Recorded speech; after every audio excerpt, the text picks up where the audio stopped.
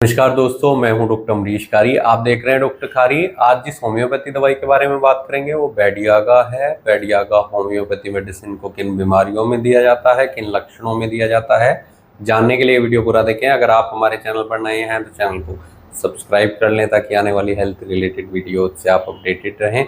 वैसे तो कई सारी बीमारियों में इस दवाई को दिया जाता है, लेकिन खास तौर पर यह दवाई रहती है असरदार हमारे स्कैल्प के डैंड्रफ में। अगर सिर में पेशेंट को डैंड्रफ बहुत ज़्यादा हो तो ये दवाई पेशेंट को दी जाती है।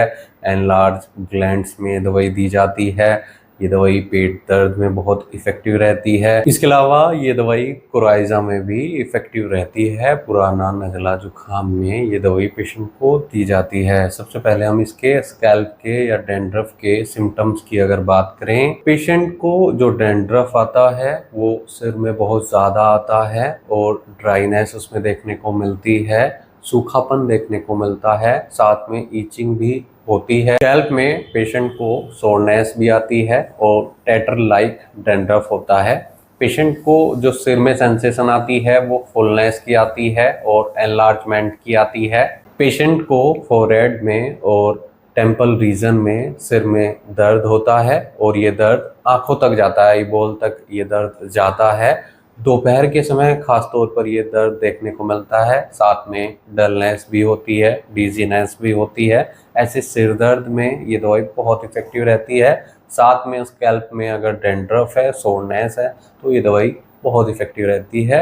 डैंड्रफ को कम करती है, दर्द में राहत देती है। कोराइजा के लक्षणों की अगर बात की जाए तो पेशेंट को स्नीजिंग बार बार होती है, यानी छींके बार बार आती हैं, वाटरी डिस्चार्ज होता है, अस्थमैटिक ब्रीदिंग होती है, यानी जैसे अस्थमा में पेशेंट को सांस लेने में तकलीफ आती है, ऐसी तकलीफ ऐसे कोराइजा में देखने को मिलती है। और पेशेंट को सफोकेटिव कफ होता है, यानी खांसी के साथ पेशेंट का दम घुटता है, सांस लेने में तकलीफ होती है।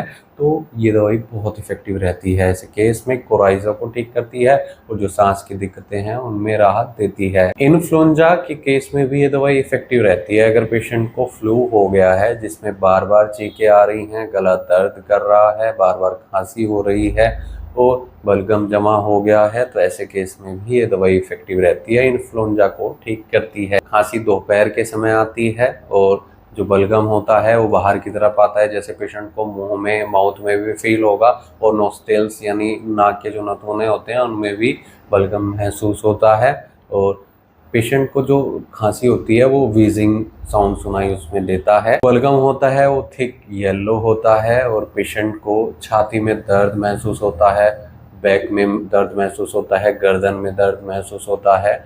ऐसी में पेशेंट को सांस लेने में भी तकलीफ आनी शुरू हो जाती है। जो अस्थमैटिक ब्रीदिंग होती है वो ऐसे में आनी शुरू हो जाती है। तो ऐसे में दवाई बहुत इफेक्टिव रहती है, इन सब दिक्कतों में राहत देती है। पेशेंट को ऐसा पेट दर्द होता है जो ऊपर की तरफ महसूस होता है, वर्टिब्रास तक या फिर स्कैपुला तक पेशेंट को ये दर्द महसूस होता है और पेशेंट को प्यास बहुत ज़्यादा लगती है, मुंह में ड्राइनेस महसूस होती है या गर्माहट महसूस होती है। ऐसे लक्षणों में पेट दर्द में भी ये दवाई असरदार है। इस दवाई को ग्लैंडुलर अफेक्शन में दिया जाता है, ग्रंथियों में स्वेलिंग आ गई है, साथ में रियोमेटिज्म है और स्कैपुला में पेशेंट को दर्द होता है, गर्दन में जकड़न के साथ मांसपेशियों में अगर दर्द हो रहा है तो ये दवाई बहुत इफेक्टिव रहती है, ऐसे दर्द में राहत देती है, रियोमेटिज्म में असरदार है और पेशेंट को दर्द में राहत देती है। टॉक्सिक नोड्यूल गोइटर में यानी घेंगे में ये दवाई पेशेंट को दी जाती है। हाइपरथायरॉयडिज्म में अगर पेशेंट के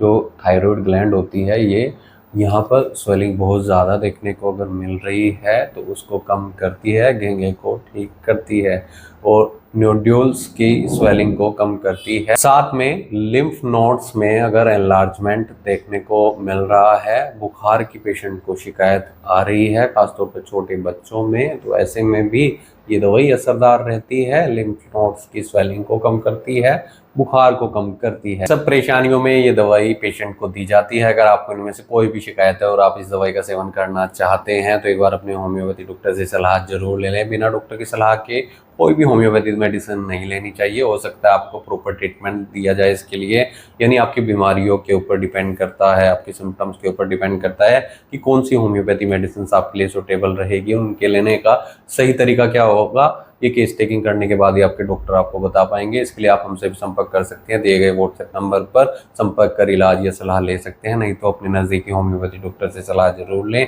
वीडियो देखने के लिए धन्यवाद। चैनल को सब्सक्राइब करें और कमेंट सेक्शन में जरूर बताएं कि हमारी वीडियोज़ आपको कैसी लगती हैं। Thank you.